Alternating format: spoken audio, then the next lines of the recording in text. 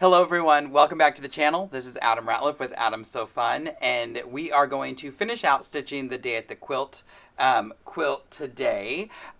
Video one, I did the top half, so I did some borders, I did some the flying geese, and I did two of our panel pieces. This video, I'm going to show you how I'm going to do the center piece, so the center strip of those 4 patches with the quarter square triangles. And then I'm going to go ahead, I'm not going to record me doing the other flying geese and the borders because we saw that in video 1, but I will record the sections that I'm doing the fills because we're going to use 2 different fills in the 2 other panel pieces.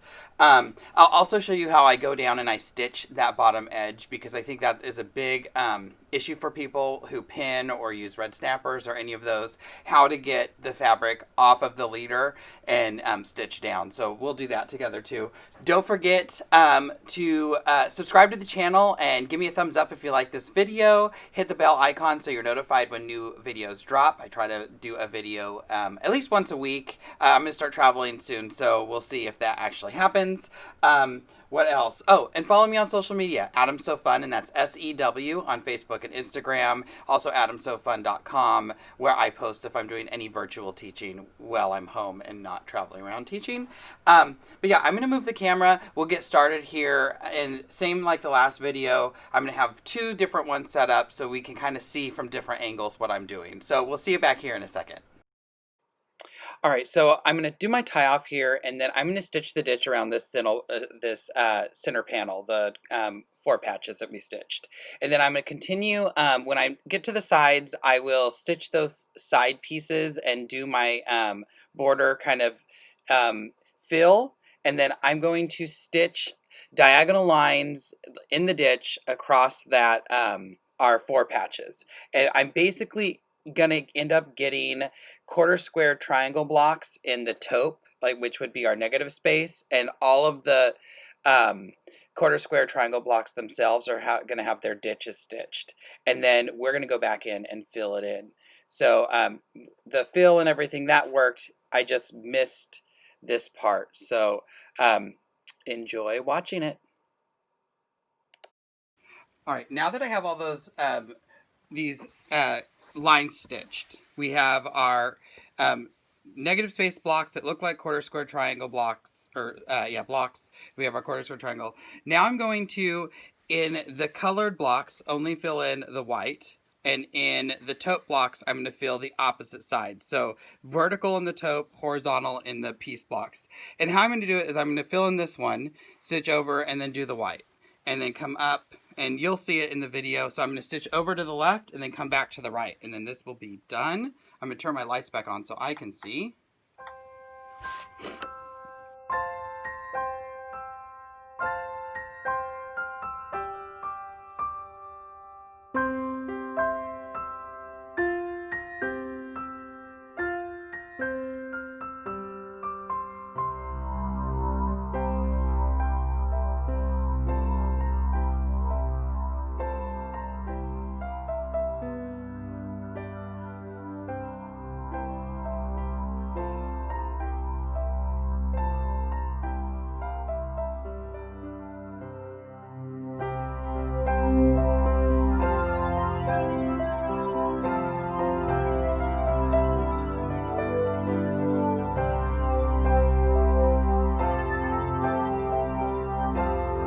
Alright, so the center border piece is done. I'm going to try not to make you dizzy.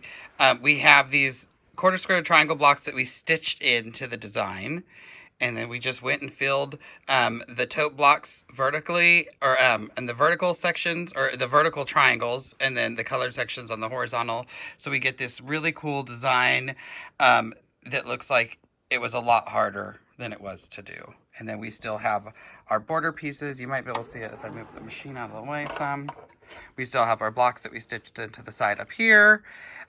Here's a little better view of our sloth. And then I did go back into the koala. I'm going to probably get caught on batting. And I stitched in the head and down this arm right here. So we get a little bit more kind of texture and relief. So I'm going to come down. I'm going to do all of the stitching, or I'm going to show you how to base down this bottom edge. And then I'm going to go in and stitch everything. I'm not going to record it, but I will come back when I record the fills for the 2 other animals. We'll see you back here in a second. All right, so I've stitched down the sides of my quilt. Let me swivel you around.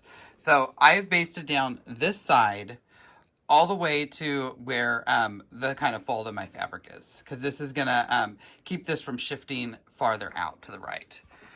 And now I need to baste down this bottom edge, and I still have all my pins to take out. So I've basted down the side. I stopped right here. I'm going to be using my Versa tool again, my favorite, the ruler that touches every quilt. And how I'm going to do this is I will take out one pin, and be careful not to stab yourself into this one. And I can fold this down. Actually, let's take out two, depending on how close your pins are, because I need to be able to fold my leader out of the way. So now leader's out of the way, and I can fold this down. And that's where I bring in my Versa tool, and I'm going to hold that down with my Versa tool, and I'm going to stitch to the edge. And I've turned my star on my left handlebar is usually my tie-off button, but I've turned it to start and stop so I don't keep putting my hand like in front of the camera. All right, so now I have my my needle down in the corner, and I'm ready to start stitching across. And this is where the Versa tool comes in, because I can hold everything down, make sure it's nice and taut, and I can just start stitching across the top or across the bottom. Careful that everything stays straight. I'll take a pin or two out, and usually when I'm doing this, I just kind of toss them up on my quilt, fold my leader back, because we don't want to fold on our stitch on our leaders. And remember, I have a lot of batting in this, so I'm going to use like half of my Versa tool at a time. Stitch. I have the line on my Versa tool, so I know where that line's going to stitch to. So I can keep it like 1/8 of an inch from the edge. Take a pin out. Fold it back. When I come up to a seam like this, I can put this right on the other side of the seam. So as I'm stitching, the foot's not gonna get caught on the seam because it's almost being held down by the ruler. Stop there. I'm gonna turn you a little bit. Take a needle out. It's hard to take needles out from the side and not poking yourself. I'll walk around, fold back, start and stop. Is it a fast process? No. I'm going nice and slow, but it does keep you having a nice straight edge at that bottom.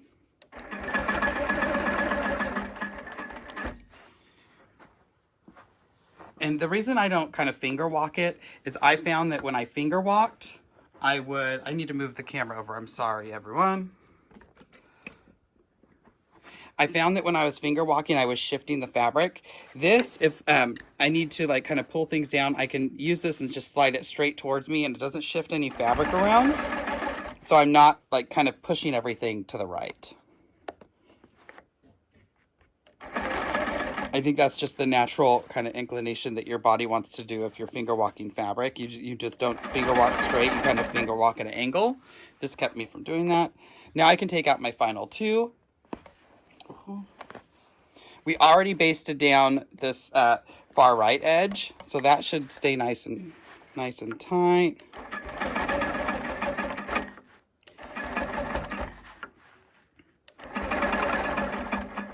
When I get here, I can come up those few stitches, and I would usually do a tie off, but I don't have my tie off button anymore, and that is how I base down that bottom edge. So now I'm going to go in, I'm going to do my borders like I did up on the top. I'm going to do my geese, and I'll bring you back whenever I'm getting ready to do those background fills behind the flamingo and over here behind the llama. See you in a second. All right, so I have lights on, so you can't really tell, but I've done all of my border pieces. So I have that stitched in like fake diamond or square on point done on all my borders. I have my flying geese popped out. I've done my straight lines in the white area. So all I have left to do is the flamingo and the llama. So I'm going to do the llama first. And in the llama design, I'm going to do kind of a version of the paisleys that we did up. Can you see that? The paisleys that we did up here. And I'm going to do, instead of the paisley shape, I'm just going to do circles. So it's going to be a circle and then just hook back and forth. It has a bunch of names, shells or whatever, but that's what I'm going to do here. And then in the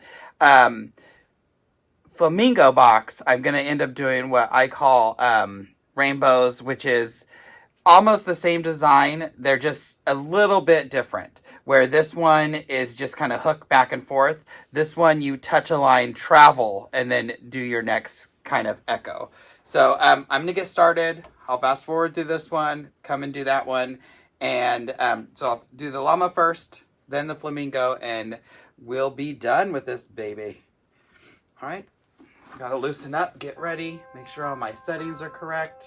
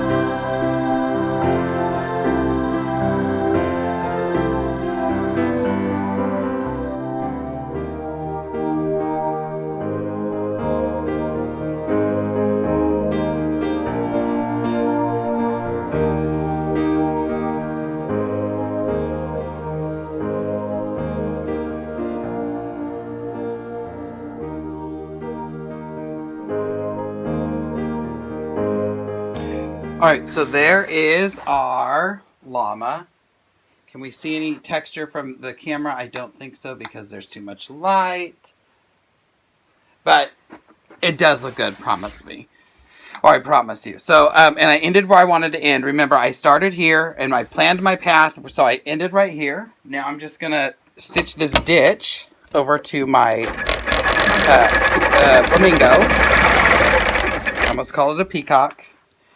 And again, in this one, I'm doing the design, I call it rainbows, and it's going to be concentric circles that they touch, but they, instead of touching and like popping back and forth, I'm going to hit and travel and then make another one. So you'll see it in the video. So I'm going to start with the circle, travel, and echo it.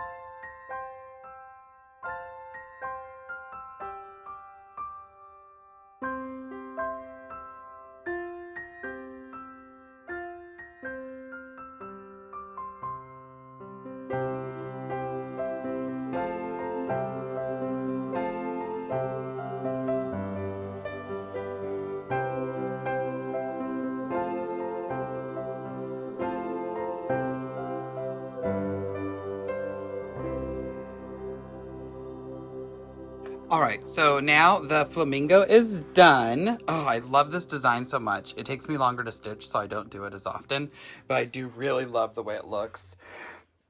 I want to go in and I'm going to fill this intersection of this flamingo really quick. So I'm just going to pick a spot.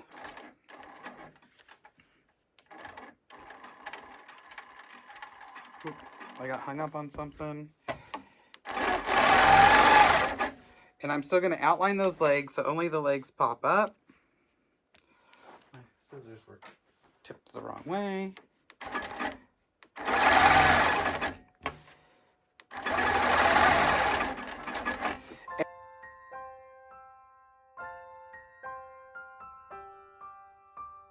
All right, and now the flamingo is really done. And the quilt's done. I am going to, I'll pick you up really quick and do a quick one over. I'll change the lighting so you can kind of see everything in the lighting. And then I'm going to take it off, trim it up, and I will meet you back at the table for a goodbye. Here is the finished bottom piece. Like I said, I had my triangle stitched in all the way around. My geese are puffed up. My llama's puffed up. Slide over to the flamingo. And you can see how everything just kind of puffs where you don't stitch, which is what I love about that thick batting. There's this side. So we have a completed quilt. I'm going to take it off and then I will meet you back and hold it up and show you one last time.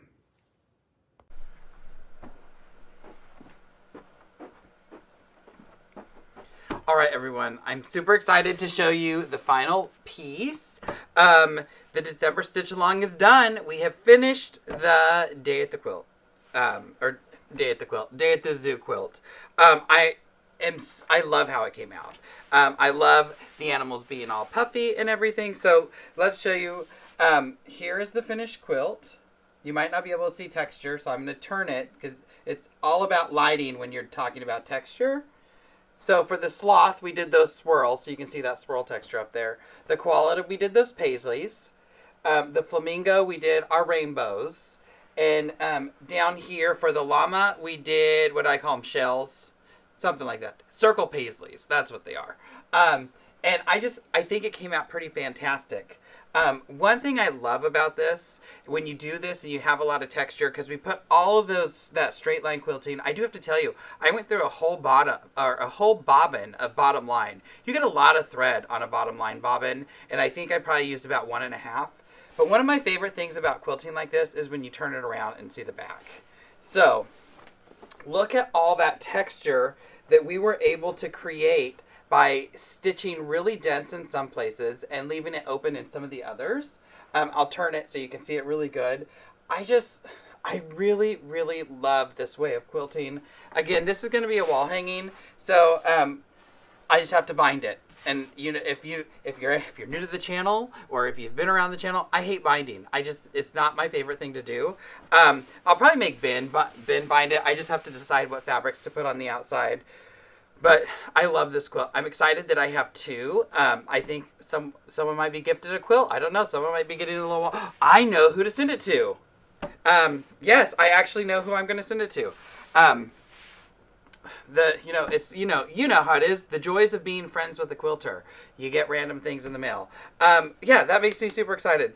Thank you so much for joining me on this little December adventure. Hopefully I do them. Maybe I'll do them like twice a year or something. Definitely in December. It gave me something to do while I was home.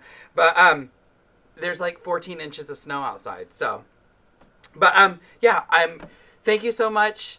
If you haven't, make sure you like and subscribe to the channel. Give me a thumbs up for this video if you liked it. If you learned a few tricks that you might not have known. What else? Social media. Follow me on social media, Adam So Fun, and that's SEW. Facebook, Instagram, adamsofun.com, where I do post my my classes and such. If you have questions, you can always send me a message through any of the platforms, or adamsofun@gmail.com. Everything's Adam So Fun because I'm so fun, right?